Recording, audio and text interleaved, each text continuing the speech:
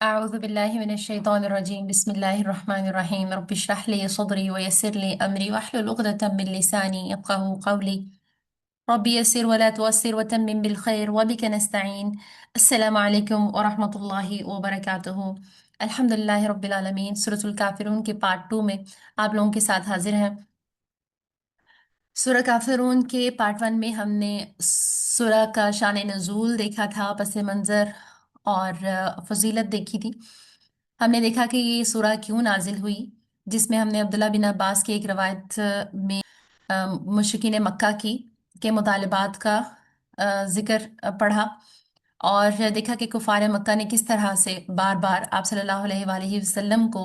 अपने शिरक में शामिल होने के लिए मुख्तलिफ़ किस्म की तजावीज़ पेश की, मुख्तलिफ़ किस्म के लालच दिए और मुख्तलिफ़ किस्म की ऑफ़र्स दी। फिर हमने इस सूरह की अहमियत देखी। अल्हम्दुलिल्लाह रब्बिल आलमीन। फिर हमने देखा कि इस सूरा में जो तीन अहम तरीन टर्म्स इस्तेमाल हुई हैं, कुफर, इबादत और दीन, हमने यके बाद दीगरे तीनों के मानी और मफहूम देखे कि कुफर कुफर क्या है, इबादत क्या है और दीन से क्या मुराद है। जिसमें हमने देखा कि कुफर जो है उसका मानी छुपाना है, लेकिन शरीयत में जब भी कुफर इस्तेमाल होता है लफ्ज़, उससे मुराद होता है अल्लाह की वहदानियत, शरीयत और नबूवत का इनकार करना। और मोस्टली 60% 70% कुरान पाक में कुफर जो है वो नेमत के इनकार के मानों में इस्तेमाल हुआ है। ये दीन के इनकार के माने में भी इस्तेमाल होता है और नाशुक्री के लिए भी इस्तेमाल होता है। उसके बाद हमने देखा कि इबादत का मतलब क्या है और इबादत का मुस्तहिक सबसे ज़्यादा कौन है और क्यों है। उसके बाद हमने इबादत की कुछ इकसाम देखी और देखा कि दरअसल इंसान का जहाँ झुकाव होता है, जिसके लिए वो मुखलिस होता है और अपनी तमाम तर ज़िंदगी की तमाम तर उसकी जो दौड़ है वो जिस मरकज़ के लिए होती है, दरअसल वो उसी का बंदा कहलाता है। जैसे कि आप सल्लल्लाहु अलैहि वसल्लम की हदीस में हमने पढ़ा और कुरान पाक की आयत से भी इसकी मुख्तसरन तशरीह की गई। फिर हमने देखा कि दीन क्या है और आखिर दीन इस्लाम ही क्यों रिकमेंडेड है, क्यों रिक्वायर्ड है। उसमें हमने देखा कि दीन जो है वो बदले का नाम है और अल्लाह ताला के नज़दीक एक यही इस्लाम ही ऐसा दीन है जो काबिल कबूल है और हमारी नेकियों और हमारी अच्छाइयों का सिला इसी दीन के इख्तियार करने के बाद हम दुनिया और आखिरत दोनों में हासिल कर सकते हैं। फिर अल्लाह ताला को कैसा दीन चाहिए, और वो दीन है बिल्कुल खालिस, जो सिर्फ और सिर्फ अल्लाह ताला की खातिर हो, उसमें किसी दूसरे की मिलावट ना हो, उसमें किसी दूसरे का रख रखाव ना हो। फिर हमने दीन को बदले के लिहाज से देखा कि यही एक वाहिद दीन इस्लाम है जो इंसान की फितरत के तकाज़ों को मुकम्मल तौर पर कवर करता है, जज़ा सज़ा के हवाले से, शरीयत के हवाले से। और ज़ाहिर है फिर अगर हम इसकी तमाम शिकों को फितरती तौर पर कबूल करते हैं तो उस ज़ात को जिसने इस दीन को बनाया है और इसके उसूल व कवायद और शरीयत हम पर लागू की है, उस ज़ात को भी मानना दीन का अहम तरीन और अव्वलीन हिस्सा है। आज इंशाल्लाह सूरह काफिरून के पार्ट 2 में सूरह की तफसीर देखेंगे हम। एक दफ़ा फिर से सूरतुल काफिरून का तर्जुमा दोहरा लेते हैं। कह दो कि ए काफिरो, मैं उनकी इबादत नहीं करता जिनकी इबादत तुम करते हो, और ना तुम उसकी इबादत करते हो जिसकी इबादत मैं करता हूँ, और ना मैं उनकी इबादत करने वाला हूँ जिनकी इबादत तुमने की है, और ना तुम उसकी इबादत करते हो जिसकी इबादत मैं करता हूँ। तुम्हारे लिए तुम्हारा दीन है और मेरे लिए मेरा दीन है। यहाँ पर रिवीजन एक दफ़ा से आप लोगों को रिकैप पेश करने का मकसद यही था कि अगली तफसीर को समझने के लिए एक दफ़ा हमने जो पार्ट 1 में पढ़ा था उसको जहन नशीं कर लिया जाए मुख्तसरन सा। तो सूरह की तफसीर के लिए कुफ़ार मक्का की जो ऑफ़र थी, लाजमी है कि वो आपके जहन नशीं रहें कि उन्होंने बाकी सारी जो उनकी ऑफ़र्स थी, माल की ऑफ़र, सरदारी की ऑफ़र, पसंदीदा औरत से शादी की ऑफ़र, इस ये सब तो छोटी छोटी ऑफ़र्स थी। بیسیکلی جو سب سے بڑی آفر تھی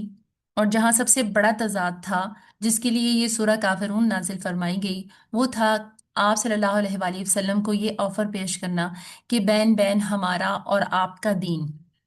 اجتماعی طور پر کچھ آپ ہماری بات مان لیں اور کچھ ہم آپ کی بات مان لیں۔ دراصل یہ سورہ کافرون اس بین بین کے راستے کو اچھے طریقے سے بیان کر دیتی ہے کہ دراصل اس کے نقصانات کیا ہیں اور اللہ تعالیٰ کے نزدیک اس کی کیا اہمیت ہے۔ آپ صلی اللہ علیہ وآلہ وسلم نے فرمایا کہ جس کی تم عبادت کرتے ہو میں اس کی عبادت نہیں کرتا۔ ہم نے سورہ اخلاص میں پڑھا تھا کہ کفار مکہ جو ہیں وہ اللہ کو اللہ تو مانتے تھے، اور جیسا ہم دیکھتے ہیں کہ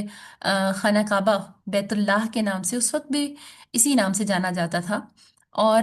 بہت ساری اور عبادات تھیں جو دین ابراہیمی سے اب مکہ کے رہائشیوں نے خلط ملط کر رکھی تھی۔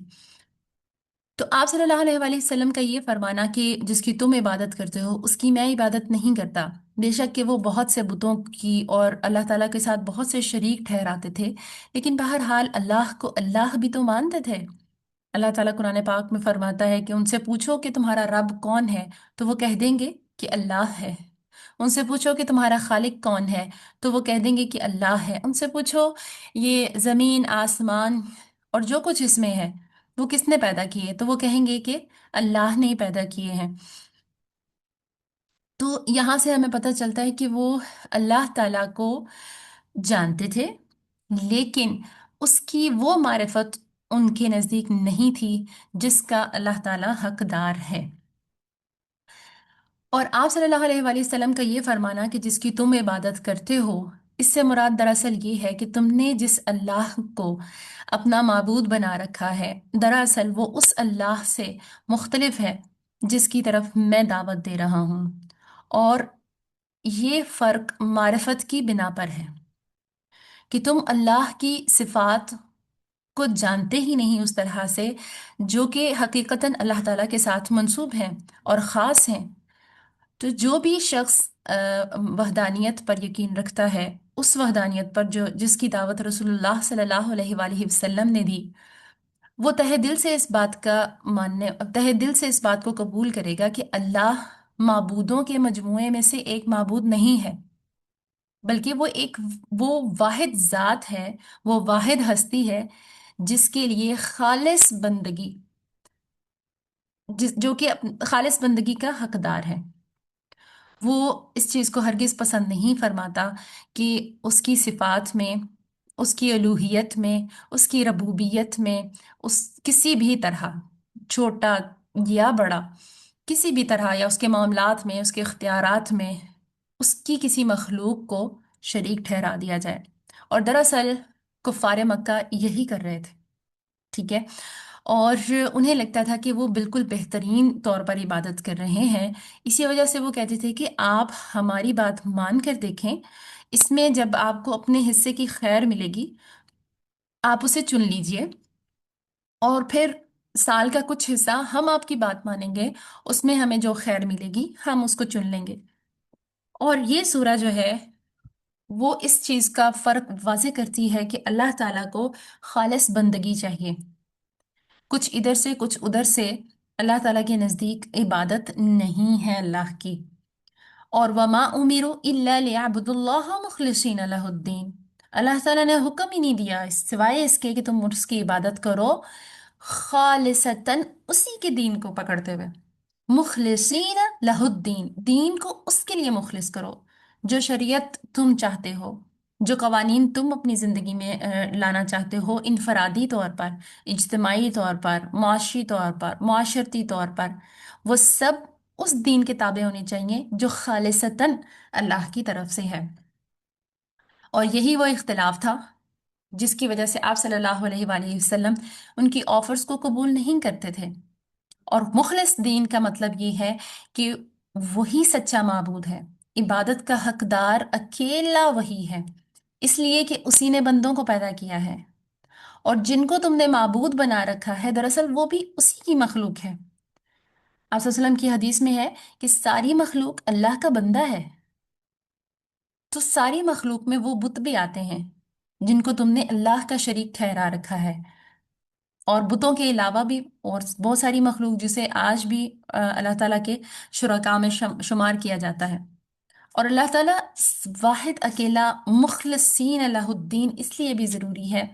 कि वो अकेला ही है जो इन पर एहसान करता है और बदले में किसी एहसान का तलबगार नहीं है। वो इन्हें रिज्क अनायत करता है और बदले में किसी रिज्क का तलबगार नहीं है। वो उनके जाहिर और बातिन से वाकिफ है। और अल्लाह ताला की कोई मखलूक नहीं है जो अल्लाह ताला की मखलूक से के जाहिर और बातिन से वाकिफ हो। सिर्फ वो वाहिद एक ज़ात इस चीज़ का इख्तियार रखती है, ये सिर्फ खालिसतन उसके साथ है। वो अतात गुजारों को सवाब देने पर कादिर है, नाफरमानों को सजा दे सकता है।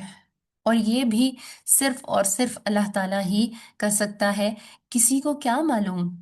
कि अगर आपने अच्छा काम किया है उसके पीछे आपकी कितनी मेहनत लगी, आपकी कितनी कोशिश लगी, आप कितना थके हैं, आपकी नीयत क्या थी।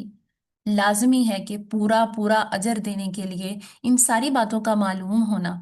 और ये सारी बातें सिर्फ और सिर्फ वही एक हस्ती है जो जान सकती है। और नाफरमानों को सजा देने के लिए भी इन सारी चीजों का पीछे से मालूम होना बहुत जरूरी है। तभी एक अदल का फैसला हो सकता है। इसी इबादत के लिए उसने जिन्नों इंस को पैदा किया है और इन्हें अपनी इबादत का हुक्म भी दिया है। वमा खलक़तुल जिन्न वल इंस इल्ला लियअबुदून। अल्लाह ने पैदा ही नहीं किया जिन्नों और इंस को सिवाय इसके कि वो उसकी इबादत करें। अब देखिए बार बार ये लफ्ज इबादत आ रहा है, और जब तक आपको इबादत का पूरा डेप्थ से मानी ही नहीं मालूम होगा, आप इसको समझ ही नहीं सकते। तो वो तमाम काम जिनके जरिए बंदे अल्लाह ताला की बंदगी करते हैं, वो सारे के सारे अल्लाह के लिए खालिस कर दिए जाएं, ये इबादत है। फिर चाहे वो दुआ हो, खौफ हो, उम्मीद हो, नमाज हो, रोजा हो, कुर्बानी हो, नजरो नियाज हो, ये सब इबादतें उसी के लिए हों। अब हम इनमें नमाज की तो हमें समझ आती है कि हम किसी के लिए नहीं पढ़ते, यानी ये मारूफ है। रोजा है, वो भी हम जाहिरन किसी के लिए नहीं करते। लेकिन जब हम शिरक अकबर और शिरक असगर की मिसालें पढ़ेंगे तो हमें समझ आती है कि इनके मफहूम और गहराई में इनको अल्लाह ताला के लिए खालिस करने का क्या मकसद है, और इसमें मिलावट या शिर्क किस तरह से हो सकता है। जब हम किसी के वास्ते से दुआ करते हैं और हम समझते हैं कि फलां के वसीले से हमारी दुआ जल्द कबूल हो जाएगी, तो दरअसल हम अपने अकीदे में हमारा ये नक्स पैदा हो जाता है कि हम अल्लाह ताला के इख्तियार पे मशकूक हैं, कि शायद वो बिना किसी वसीले के दुआ कबूल करने पर कादिर नहीं है। या कोई इतनी अल्लाह पर ताकत रखता है कि कोई उसके सामने सिफारिश करेगा तो उसका इरादा तो नहीं था कि वो दुआ कबूल करे, लेकिन किसी के रोब से या किसी का जोर देने से अल्लाह ताला मान जाएंगे, या किसी का वसीला देने से अल्लाह ताला मान जाएंगे और फिर वो जल्दी दुआ कबूल कर लेंगे। और इस तरह की बेशुमार चीज़ें हैं, यहाँ पे उनको तफसीली बयान नहीं किया जा सकता। बस ये कि खालिसतन अल्लाह ही से डरा जाए, अल्लाह ही से उम्मीद रखी जाए। हम अपने रोज़मर्रा ज़िंदगी के बहुत से उमूर में इस तरह की बहुत सी छोटी छोटी चीज़ें कर जाते हैं और हमें पता भी नहीं चलता कि शरीयत में और अकीदे में ये हमारे रखना पैदा कर जाते हैं। जैसे हम कहते हैं हमारा कोई काम बहुत मुश्किल अटका हुआ है, तो हम कहते हैं फलां मेरा जानने वाला है ना वहाँ, वो कर देगा। तो इसका मतलब है कि आपने उम्मीद में हिस्सेदार बना लिया, आपने हिस्सेदार बना लिया और आपने तवक्कुल किया कि वो मौजूद है तो मेरा काम हो जाएगा। आपने ये तवक्कुल ना किया कि अल्लाह है, वो सारे रास्ते निकाल देगा। और जब हम रोज़ा रखते हैं और रोज़ा रखने में भी हम चाहते हैं कोई हमारी तारीफ करे, हमारी हौसला अफजाई करे कि हमने रोज़ा रखा है, या कोई फिर हमारी खालिसतन इस नीयत से हमारी खिदमत करे कि हमने रोज़ा रखा हुआ है और हम दूसरों से खिदमत करवाएं, तो हम दूसरों से अजर लेने की तलबगार हो गए ना। जबकि रोज़ा खालिसतन अल्लाह के लिए है और हमें उसी से अजर लेना है। इसी तरह कुर्बानी है, कुर्बानी में बहुत ख़तरनाक चीज़ें होती हैं, हम अल्लाह के लिए नहीं देते, کبھی کبھی ہم اس لیے دیتے ہیں کہ ہمارے رشتہ دار ہماری تعریف کریں گے،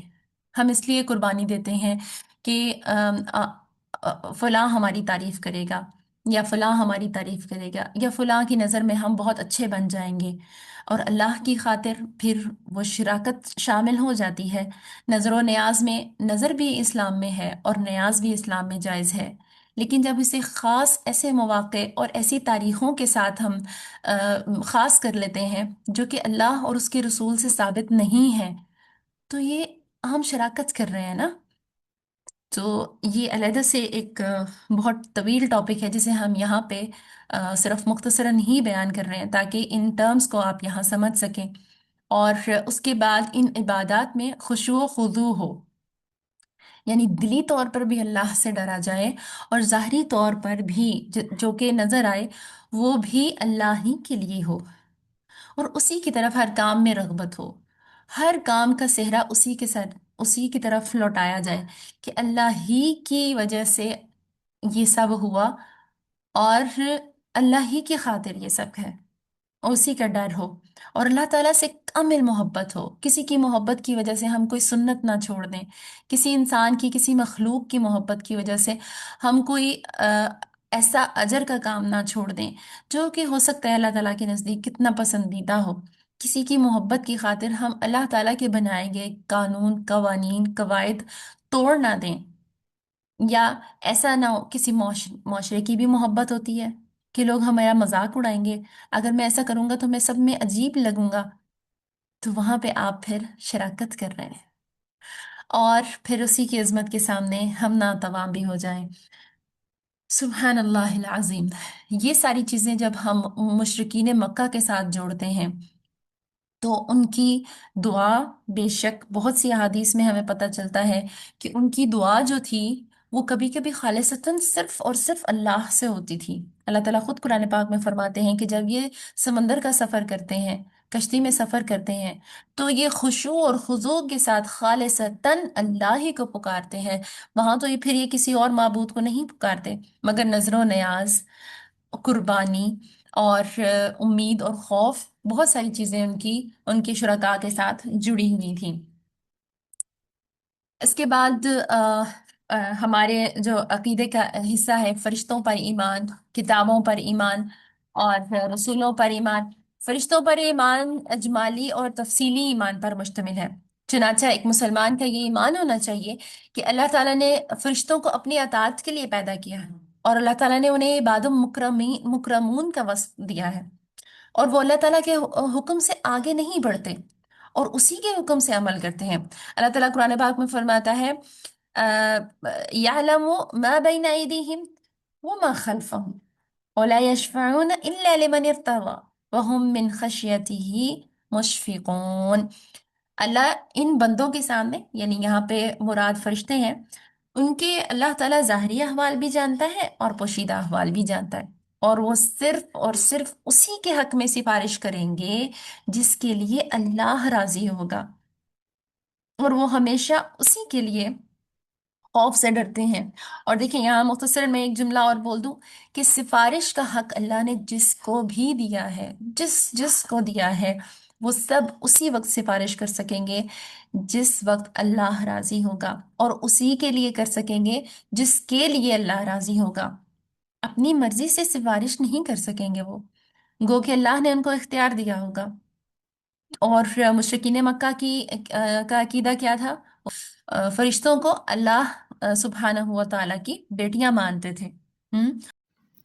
مزید یہ کہ سفارش کے بارے میں ان کا یہ عقیدہ تھا کہ جو ہمارے معبود ہیں، ہم اس لیے بھی ان کو خوش کرتے ہیں اور اس لیے بھی ان کو اللہ تعالیٰ کے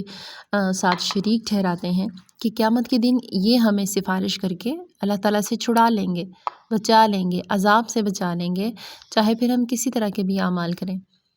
اور آج ہم میں سے بھی بہت سے لوگ ہیں جو اس طرح کے عقیدے رکھتے ہیں اپنے نبیوں کے ساتھ، اپنے ولیوں کے ساتھ، اپنے پیروں کے ساتھ، کہ قیامت کے دن یہ ہماری سفارش کریں گے اور ہمیں بچا لیں گے، پھر چاہے ہم جو مرضی کریں۔ اور کتابوں پر ایمان، کتابوں پر بھی انبیاء کا جو بھی کتابیں اللہ تعالیٰ نے قرآن پاک میں ذکر کی ہیں یا احادیث سے ہمیں معلوم ہوتی ہیں، ہم ان سب کتابوں اور صحائف پر ایمان رکھتے ہیں۔ اس کے بعد رسولوں پر ایمان، رسولوں پر بھی اسی طرح اجمالاً اور تفصیلاً ایمان ضروری ہے، جیسا کہ اللہ تعالیٰ نے اور رسول اللہ صلی اللہ علیہ وآلہ وسلم کے ذریعے ہم پر پہنچا ہے، کہ وہ خوشخبری سنانے والے ہیں، ڈرانے والے ہیں، اور وہ اللہ کے بندے بشر ہیں۔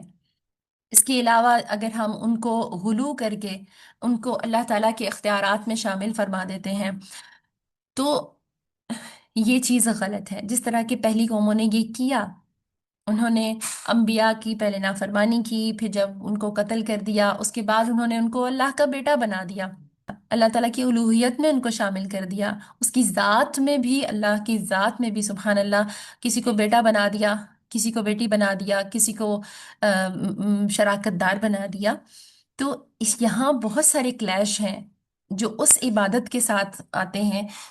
جس عبادت کی طرف آپ صلی اللہ علیہ وآلہ وسلم دعوت دے رہے تھے، اور آخرت پر ایمان، آخرت پہ تو وہ ایمان ہی نہیں لاتے تھے۔ وہ کہتے تھے کیا بلا جب ہم گل سڑ جائیں گے، ہماری ہڈیاں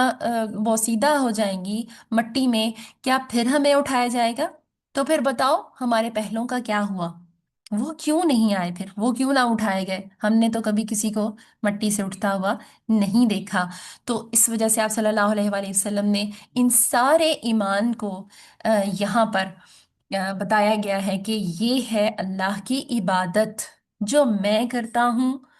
اور جو تم کرتے ہو وہ بالکل اس سے مختلف ہے، نہ میں نے وہ کبھی کی ہے، نہ میں وہ کر رہا ہوں، اور نہ ہی میں وہ کرنے والا ہوں۔ جو بھی عبادات اللہ تعالیٰ نے اپنے بندوں پر فرض اور واجب کی ہیں، ان پر ایمان لانا ہی دراصل اس کی عبادت ہے۔ جیسے کہ اسلام کے 5 ارکان ہیں، اور قرآن پاک میں جگہ جگہ پہ ہمیں ان کی اس کے دلائل ملتے ہیں، احادیث میں ملتے ہیں۔ اللہ تعالیٰ گواہی دینا سب سے پہلی یہ چیز ہے، اللہ کے علاوہ کوئی معبود برحق نہیں، اور محمد اللہ کے رسول ہیں۔ پھر اس کے بعد دوسرے نمبر پہ نماز قائم کرنا، پھر زکوٰۃ ادا کرنا، پھر رمضان کے روزے رکھنا، اور استطاعت کے مطابق بیت اللہ کا حج کرنا۔ اس کے علاوہ جو بھی شریعت نے ہم پر فرائض عائد کیے ہیں ان تمام پر ایمان لانا اللہ کی عبادت میں شامل ہے۔ یہ ہے وہ عبادت جس کی طرف رسول اللہ دعوت دے رہے ہیں، اور جو ان میں سے ذرا سا بھی اونچ نیچ کرے گا تو کفر کے معنی اپنے ذہن میں لے کر آئیں کہ پھر وہ کفر کرے گا۔ کفر کے معنی میں سب سے پہلی چیز ہم نے پڑھی اللہ کی شریعت کو نہ ماننا۔ ہم تو اب جو اللہ تعالیٰ نے احکامات نازل کیے ہیں، جو اللہ تعالیٰ نے ہم پر حکم فرائض عائد کیے ہیں، اگر ہم جان بوجھ کے ان کو نہیں مانتے، ٹھیک ہے، یا پھر ان میں سے کسی میں بھی کچھ خلل پیدا کرتے ہیں، تو وہ کفر ہے۔ اسلام کے ارکان میں سب سے پہلا رکن جو ہم نے یہاں دیکھا ہے وہ ہے گواہی دینا کہ اللہ کے علاوہ کوئی معبود برحق نہیں۔ یہاں جو کفار مکہ کا اختلاف تھا، سب سے پہلا ہی اختلاف یہ تھا، باقی چیزوں پہ آنا تو پھر دوسری بات ہے، کہ وہ لا الہ الا اللہ کا مطلب سمجھ گئے تھے، کہ لا الہ الا اللہ کا مطلب یہ ہے کہ ہم اپنی زندگی کو اللہ کے تابع کر دیں، ٹھیک ہے، ہم اپنے فیصلوں کو اللہ کے تابع کر دیں، اپنی خواہشات کو اللہ کے تابع کر دیں، باقی تمام معبودان جو انہوں نے بنا رکھے تھے ان کو پس پشت ڈالیں، کیونکہ ظاہر ہے جو بھی کرنا ہے اللہ تعالیٰ کے حکم کے مطابق، اللہ کی خوشنودی کے مطابق کرنا ہے نا، خالصتاً اللہ کے لیے ہو کے کرنا ہے، تو اس کا مطلب ہے کہ پھر تو کوئی معبود اس کے ساتھ آتا ہی نہیں، کہ ہم کہیں کہ ہم تھوڑا سا اس کو خوش کریں گے تو یہ اللہ کے ہاں ہماری سفارش کرے گا۔ اللہ تو اس کانسیپٹ کو یہاں کلیئر کٹ یہاں اس کا انکار کر رہے ہیں کہ لا الہ الا اللہ، ہے ہی نہیں کوئی معبود اللہ کے سوا۔ منانا ہے تو ڈائریکٹ اللہ کو منائیے، دعا کرنی ہے تو ڈائریکٹ اللہ سے کیجیے، مانگنا ہے تو بلا واسطہ اللہ سے مانگیے، اس کے حضور حاضر ہو جائیے۔ گناہ ہو گیا ہے تو اس سے بخشش طلب کیجیے، بے شک وہ اس پر قادر ہے کہ وہ آپ کی ڈائریکٹ بات سنے۔ ہم تو اللہ تعالیٰ انبیاء نے بھی یہی کیا، انبیاء کا سب سے بڑا مشن کیا تھا؟ کہ وہ لوگوں کو اللہ سے جوڑتے تھے، خود سے نہیں جوڑتے تھے۔ تو جو شخص آپ کو اللہ سے جوڑے اس سے جڑ جائیں، اور جو شخص آپ کو خود سے جوڑے اس سے ہٹ جائیں، کیونکہ اللہ کو یہ پسند ہی نہیں کہ اس کے درمیان کوئی نہ کوئی واسطے وسیلے لا کے اس طرح سے کہ اسی کی مخلوق کو واسطے اور وسیلے بنائے جائیں جو اختیار نہیں رکھتے۔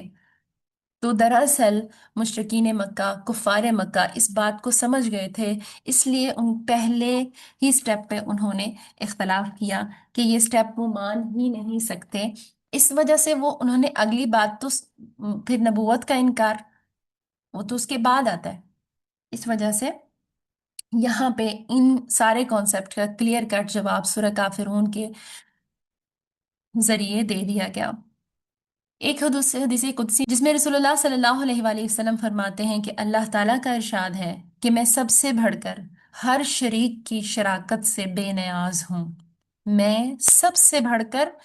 ہر شریک کی شراکت سے بے نیاز ہوں۔ بے شک اللہ بے نیاز ہے، لیکن یہاں کہہ رہے کیا اللہ تعالیٰ فرما رہے ہیں کہ سب سے زیادہ بے نیاز کس چیز سے ہوں؟ کہ کوئی میرے ساتھ شریک ٹھہرائے۔ جس شخص نے کوئی عمل ایسا کیا جس میں میرے ساتھ کسی اور کو بھی اس نے شریک کیا ہو، دیکھیں یہاں یہ نہیں کہا گیا کہ یہ عمل کسی اور کے لیے کیا ہو، نہیں، اللہ تعالیٰ فرما رہے ہیں جس نے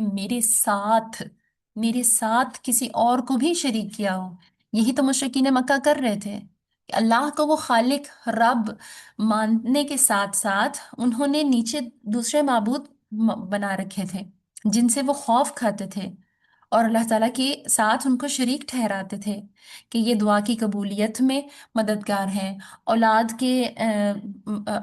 ہونے میں یہ مددگار ہیں، ہمارے مال بڑھانے میں یہ مددگار ہیں، ہمارے روزگار چلانے میں یہ مددگار ہیں۔ اگر یہ ناراض ہو گئے تو ہماری زندگی مشکلات میں پڑ جائے گی۔ جنگوں میں اگر انہیں مدد چاہیے ہوتی تھی تو وہ ان شرکاء سے مدد مانگتے تھے۔ ہم جنگلات میں جاتے تو وہ ان شرکاء سے، جس میں جنات بھی شامل تھے، جنات سے پناہ مانگتے تھے، اور ہم سورہ کافرون میں یہ چیز پڑھ آئے ہیں۔ تو اللہ تعالیٰ کیا فرما رہے ہیں؟ جس نے کوئی عمل ایسا کیا جس میں میرے ساتھ کسی اور کو بھی اس نے شریک کیا ہو، اس سے میں بری ہوں۔ یعنی اللہ تعالیٰ ایسا غیور ہے، ایسا عزیز ہے کہ اس کی غیرت اس چیز کو ایکسیپٹ، اس کے شایان شان ہی نہیں ہے۔ تو اللہ تعالیٰ فرما رہے ہیں وہ پورا کا پورا عمل اسی کے لیے ہے، میرے ہاں اسے قبول نہیں کیا جاتا۔ پھر یہ پورا کا پورا عمل اسی کے لیے ہے جس کو اس نے شریک کیا، جس نے میرے ساتھ کسی کو شریک کیا۔ جیسے اس کی مثال میں آپ کو ایک چھوٹی سے واقعے سے دیتی ہوں کہ کوئی شخص نماز پڑھ رہا ہے، ٹھیک ہے، اور معمولاً وہ اسی طرح نماز پڑھتا ہے کہ 3 دفعہ سجدے میں تسبیح کرتا ہے، 3 دفعہ رکوع میں تسبیح کرتا ہے، چھوٹی چھوٹی صورتیں پڑھتا ہے اور نماز ادا کر دیتا ہے۔ لیکن دیکھتا ہے کہ کوئی اس کا پسندیدہ شخص، کوئی زیادہ اکرام والا، تعظیم والا کوئی شخصیت ایسی آ کے اس کے پاس بیٹھ گئی ہے جسے وہ زیادہ عزت دیتا ہے، اور وہ دیکھتا ہے کہ وہ آ گیا ہے تو وہ اپنی نماز کو 3 کی جگہ 5 تسبیحات کر لیتا ہے۔ ذرا اتنی سی ہی اگر وہ اپنی نماز طویل کر دیتا ہے تو اللہ تعالیٰ کے فرمان کے مطابق اس نے اس عمل میں اللہ تعالیٰ کے ساتھ دوسرے کو بھی شریک ٹھہرا لیا، اور وہ نماز اللہ کے ہاں پھر نہیں جائے گی۔ اللہ نے فرمایا ٹھیک ہے، وہ پورے کا پورا عمل اسی کے لیے ہے جس کو تم نے بیچ میں شراکت دار بنا لیا ہے۔ اللہ تعالیٰ سے ہمیشہ دعا کرنی چاہیے کہ اللہ تعالیٰ ہمیں شرک سے بچائے۔ یہ ایسا خطرناک عمل ہے، سبحان اللہ، جس کے بارے میں آپ صلی اللہ علیہ وآلہ وسلم نے فرمایا کہ کالی رات میں کالے پتھر پہ، کالے پہاڑ پہ کالی چیونٹی ہو جیسے، وَمَن يَكْفُرْ بِالْإِيمَانِ فَقَدْ حَبِطَ عَمَلُهُ وَهُوَ فِي الْآخِرَةِ مِنَ الْخَاسِرِينَ۔ اب ہم نے ایمان کو ڈیٹیل سے دیکھا کہ اس میں کیا کیا چیزیں شامل ہیں جو ایمان کو کامل کرتی ہیں، جو تقاضا ہے کہ یہ سب چیزیں شامل ہوں تو ہمارا ایمان مکمل ہوتا ہے، پھر وہ دین بنتا ہے۔ تو اللہ تعالیٰ فرما رہے ہیں کہ بھی جس نے بھی ایمان کی بجائے کفر اختیار کیا۔ اب یہاں پہ کفر کے معنی اپنے ذہن میں لے کے آئیے، ٹھیک ہے؟ اس کا وہ عمل برباد ہو گیا اور آخرت میں وہ نقصان اٹھانے والوں میں سے ہوگا۔ یعنی کوئی جتنی مرضی اچھے کام کر لے دنیا میں، تو اس کو اللہ تعالیٰ اس کا بدلہ دے دیں گے۔ بے شک اللہ تعالیٰ بہت انصاف پسند ہے اور قدردان ہے، لیکن ایمان کے بغیر آخرت میں اس کا کوئی حصہ نہیں ہوگا۔ اسی لیے یہاں پہ اللہ تعالیٰ فرما رہے ہیں وَهُوَ فِي الْآخِرَةِ مِنَ الْخَاسِرِينَ، آخرت میں پھر اس کو نقصان پہنچے گا۔ اور وَلَقَدْ أُوحِيَ إِلَيْكَ وَإِلَى الَّذِينَ مِن قَبْلِكَ لَئِنْ أَشْرَكْتَ لَيَحْبَطَنَّ عَمَلُكَ، آپ کی طرف یہ وحی کی جا چکی ہے۔ یہاں رسول اللہ صلی اللہ علیہ وآلہ وسلم سے خطاب ہے، اور ان لوگوں کی طرف بھی جو آپ سے پہلے تھے، کہ اگر آپ نے شرک کیا، یعنی آپ صلی اللہ علیہ وآلہ وسلم کو بھی وحی میں اللہ تعالیٰ نے یہ فرمایا، اور اس سے پہلے جو انبیاء تھے۔ اب یہ یہاں عام شخص کی بات نہیں ہو رہی، یہ انبیاء کی بات ہو رہی ہے، جو اللہ کے چنے ہوئے لوگ ہوتے ہیں، جو خاص ہوتے ہیں، کہ اگر آپ نے بھی شرک کیا نا تو آپ کے بھی عمل برباد ہو جائیں گے اور آپ خسارہ اٹھانے والوں میں شامل ہو جائیں گے۔ استغفر اللہ العظیم، استغفر اللہ العظیم، استغفر اللہ العظیم۔ ایسا خطرناک تیر ہے یہ۔ اللہ تعالیٰ اس کے گھاؤ سے ہمیں، آپ کو، تمام مسلمانوں کو بچائے، آمین یا رب العالمین۔ آخر میں ہماری تفسیر کے اہم ترین پارٹ پہ آتے ہیں ہم، ڈوز اینڈ ڈونٹس، اور اس میں نے وہی سلائڈ چنی جس کی تفسیر میں آپ کو پیچھے بتا چکی ہوں۔ سورۃ الکافرون کا پہلا لفظ قل یا ایہا الکافرون میں، اس میں آپ صلی اللہ علیہ وآلہ وسلم کو مخاطب کیا گیا ہے، لیکن اس کا مطلب یہ نہیں ہے ہرگز بھی کہ اس سے مراد صرف اور صرف رسول اللہ صلی اللہ علیہ وآلہ وسلم تھے اور اس دور کے مشرک یا کافر مراد تھے۔ یقیناً یہ سورہ اللہ نے قرآن پاک میں رہتی دنیا تک رکھی ہے، تو اس کا مطلب یہ ہے کہ جو بھی مسلمان اس کو پڑھے اور جس تک یہ پہنچے، اس سب کے لیے یہ رویہ اختیار کرنا واجب ہے کہ کہہ دو اور برات اختیار کر لو کہ جس کی بندگی تم کرتے ہو اور جس طرح سے تم کرتے ہو، رسول اللہ صلی اللہ علیہ وآلہ وسلم کی زبان سے یہ کلمہ 2 دفعہ قرآن پاک سورہ کافرون میں کہلایا گیا، قُلْ يَا أَيُّهَا الْكَافِرُونَ لَا أَعْبُدُ مَا تَعْبُدُونَ،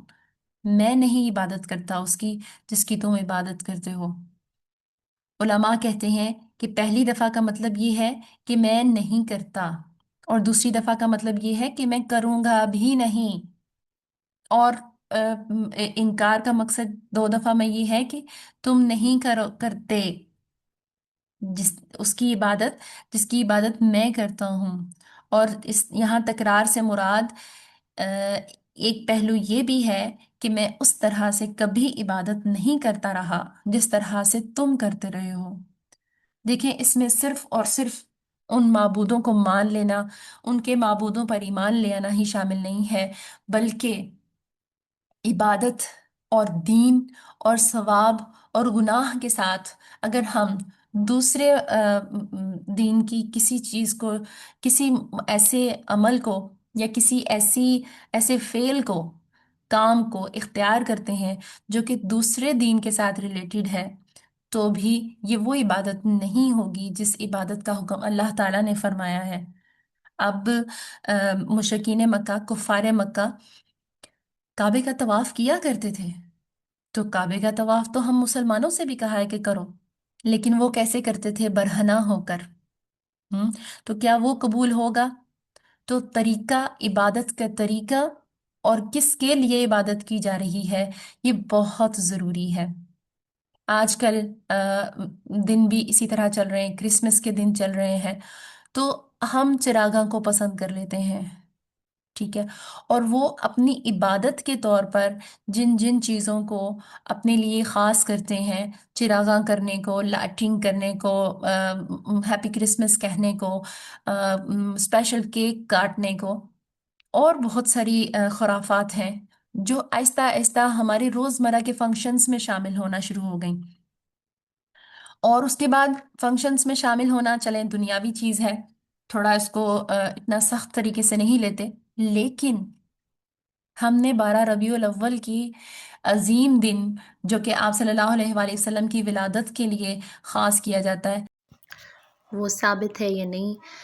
یہ تو بہرحال ایک الگ بحث ہے، لیکن ہم نے اس دن بھی سارے اعمال بالکل انہی کی طرح کرنے شروع کر دیے جس طرح وہ کرسمس مناتے ہیں۔ بے شک ایک عمل، ایسا عمل جو کہ شرک اکبر کی طرف لے جائے، وہ شرک اصغر کہلاتا ہے، اور وہ دین میں خلل پیدا کرتا ہے، شریعت میں ٹیڑھ پیدا کر دیتا ہے۔ اسی لیے لازمی ہے کہ جس طرح آپ صلی اللہ علیہ وآلہ وسلم کی زبان سے اللہ تعالیٰ نے دو ٹوک طریقے سے کہہ دیا، میں نہیں مانتا، میں وہ عبادت نہیں کرتا جو تم کرتے ہو، نہ میں وہ عبادت کرتا رہا ہوں، نہ میں وہ عبادت کروں گا۔ دیکھیں آپ صلی اللہ علیہ وآلہ وسلم کی کے جو جملے ہیں، اس کی ٹرانسلیشن میں مستقبل کا صیغہ بھی ہے، لیکن جو کفار کی طرف سے ہے کہ تم وہ عبادت نہیں کرتے، اس میں مستقبل کا صیغہ نہیں ہے۔ کتنی لطیف سی بات ہے نا، کہ مستقبل میں آپ صلی اللہ علیہ وآلہ وسلم کو نہیں معلوم تھا کہ یہ جو میرے ساتھ آج جرا کر رہے ہیں، میرے ساتھ اتنے زیادہ بحث و مباحثہ کر رہے ہیں، ان میں سے کون کون بعد میں مسلمان ہو جائے اور اسی عبادت اور اسی بندگی کو اختیار کرنے والا ہو جائے جو آج میں کر رہا ہوں۔ تو سبحان اللہ العظیم، ہمیں لازمی ہے کہ بندگی کا جو مفہوم اللہ تعالیٰ نے بیان کیا ہے، ہمارا دین ہم سے چاہتا ہے مخلصین لہ الدین، ہم اس طرح ہی اللہ تعالیٰ کے لیے خالص ہو جائیں، خالص ہو جائیں، ہماری دعائیں خالصتاً اللہ سے مانگنے والی ہوں، جو اللہ کے ساتھ راز و نیاز کرنے والی ہوں، جو اللہ کو اپنا دکھ درد غم اس طرح بیان کرنے والی ہوں کہ یقین کے ساتھ وہی سننے والا ہے اور اسی نے ہماری حاجت کو پورا کرنا ہے، اور وہی ہے جو ہمارے درد کو سمجھنے والا ہے اور ہماری خیر کو جاننے والا ہے، اور اللہ ہی سے ڈرنا، حق بات کہتے ہوئے کسی کا جو ہم رکھ رکھاؤ کر لیتے ہیں، وہ ہمارے دلوں سے اللہ ختم کر دے۔ وآخر دعوانا ان الحمد للہ رب العالمین۔ السلام علیکم ورحمۃ اللہ وبرکاتہ۔ اللہ تعالیٰ سے امید ہے کہ اللہ تعالیٰ کے حکم سے سورہ کافرون کی جو باتیں میں اپنی آخری کوشش میں آپ لوگوں کو سمجھانا چاہیے، اللہ تعالیٰ آپ لوگوں کے دلوں میں اتار دے، اور اس سے بھی بڑھ کے اللہ تعالیٰ آپ لوگوں کو اور مجھے شرح صدر عطا فرمائے۔ السلام علیکم ورحمۃ اللہ وبرکاتہ۔